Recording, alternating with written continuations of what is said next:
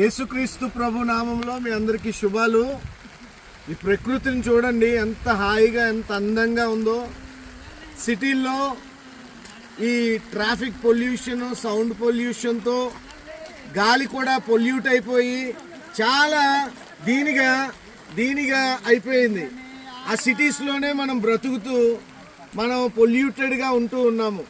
కానీ నేనైతే మీకు సలహా ఇస్తున్నాను, నేచర్ని ఎక్స్ప్లోర్ చేయండి, మంచి గాలిని పీల్చండి, మంచి వాతావరణాన్ని అనుభవించండి, మంచి నీటిని తాగండి. ఆ సిటీలో బిజీ లైఫ్లో పడి ఈ సృష్టిని మర్చిపోవద్దు.